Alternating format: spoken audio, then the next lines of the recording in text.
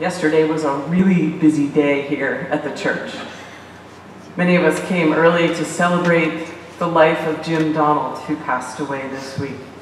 We came to support Irene and her family. And just as early, in the kitchen, bakers were chopping, mixing, and rolling away, making pies. And mixed in with all of those folks were others working to get ready for our almost famous pork roast dinner. And the North Stonington Festival was happening all around on the streets of town. So I went out to move my car after the service. And that's when I heard the distinctive rumble of an engine, and a 1967 GTO pulled into the parking lot. Now, you don't know this about me, but I absolutely love GTOs from that era. I had to go over and look, and it was all original. Of course, I had to talk to the car owner. It was all original, except, of course, it had been repainted. He added disc brakes and McPherson strut suspension, so it drove like a dream, and I'm like, I bet. And I joked to someone when I came inside, I think I'm in love with a car. How cool would it be to own a GTO or a Mustang or a Le Mans? I got in my nondescript little Passat silver, and I almost cringed. In no way does my car compare to a muscle car. Yes, it's a V6 engine, which is pretty good for a little car, but I made the comparison anyway, poor thing. What is it about us human beings that we always are making comparisons? We're happy with our house until we drive by someone else's and see there's a great big in-ground pool in the backyard, or whatever it is you don't have. We're content with the way we look or dress until we see somebody else who just looks so put together and trendy, and then we don't feel so good. We enjoy the car we drive until the neighbor comes in with his nice new shiny model, a lot newer than ours. Or if we come at it from another way, we see somebody make a mistake and we're really glad that that wasn't us. Maybe there's something in us, maybe it's a lack of confidence that keeps us from being sure of ourselves, apart from the things that we have, or we do, or we wear. But in the end, is there any fun or any joy that we get out of making those comparisons? No, because as the list grows longer and longer, we just get more discontent with everything in our lives, and we get down on ourselves. Before I put our family house on the market last year, I was seesawing all the time between being resentful at how much it costs to maintain the house. You know what it's like if you're a homeowner. And also being grateful that I had a solid roof over my head. I had plenty of food to cook and eat. I could take a hot shower when I felt like it. It was a good place to be.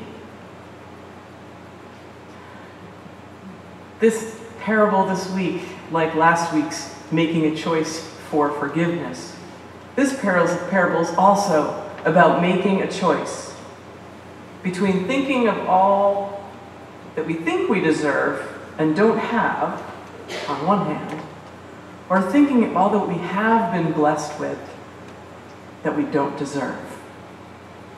It's resentment or gratitude. We can choose to focus on our life and see what's missing, or we can see instead the abundance that we have. So the question is, do we choose to focus on making comparisons or finding joy? Now that may have been a piece of what Jesus was talking about in this story today. But I'm reminded that this parable comes as part of a larger package of stories that Jesus tells us, that the first shall be last. Do you remember when Jesus took children to themselves? Their humble status somehow had something to do with receiving the kingdom in the right way.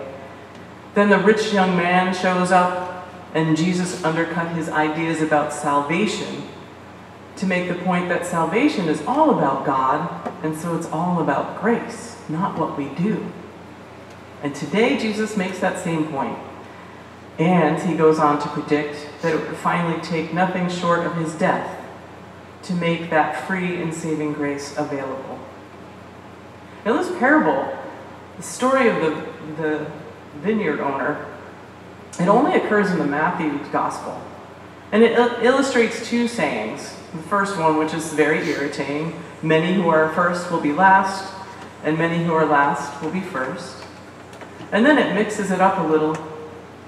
Call the workers for their wages, beginning with the last ones hired and going on to the first. Now, it's helpful to know maybe that day laborers worked a 12-hour day from like 6 to 6. And Jesus, in typical Jesus fashion, uses a bit of shock value because he builds up the expectations of all the workers when the first call see the last call getting a day's wage for 1 hour's easy work in the cool of the evening. They might have been thinking, oh, maybe we heard wrong. If they get 1 and we've worked 11 more hours than they did, we're going to get 12.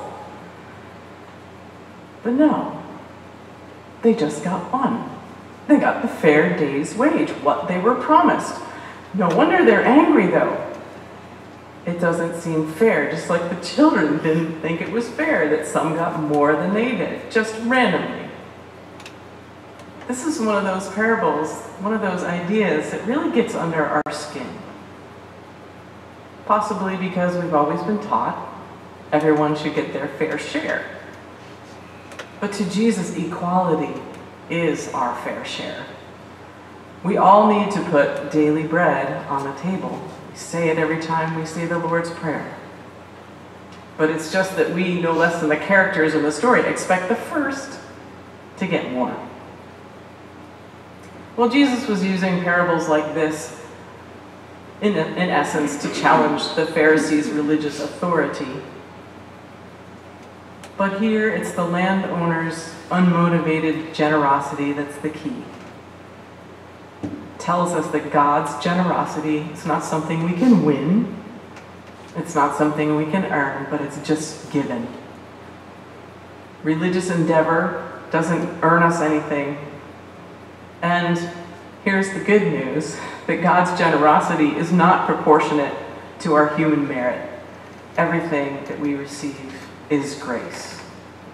Well, maybe reward for service was a hot topic in Matthew's community.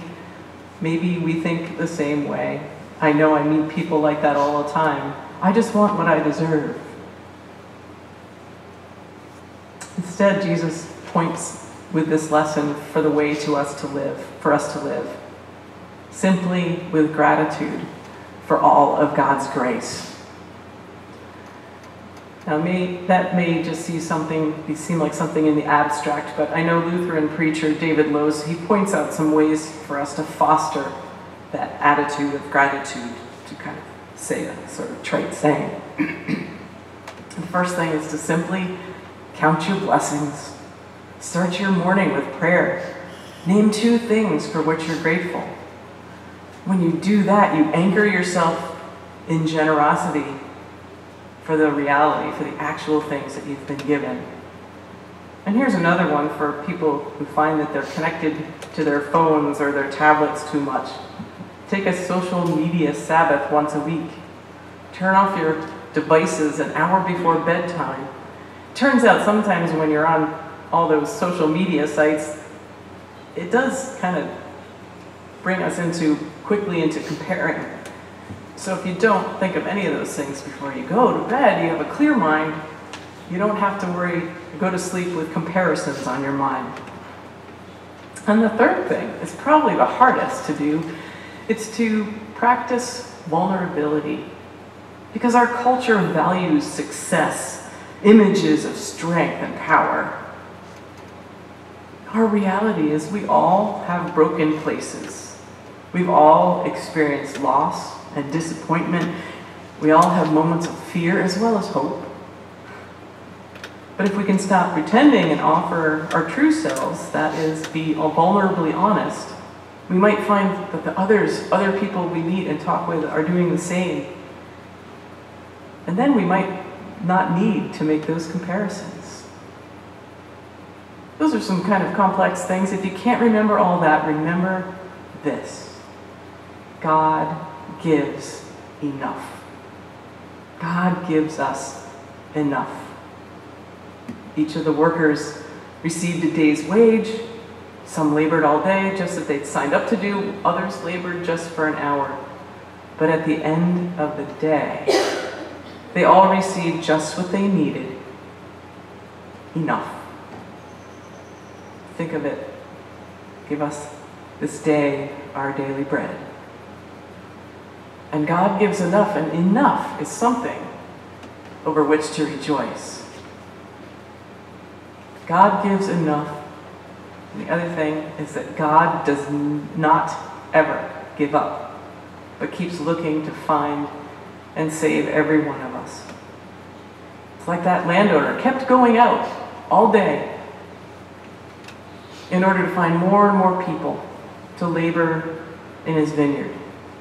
He doesn't stop. God does not give up on seeking the lost, the vulnerable, all of us who are in need. And there's some more good news, that God does not give up on us. Amen.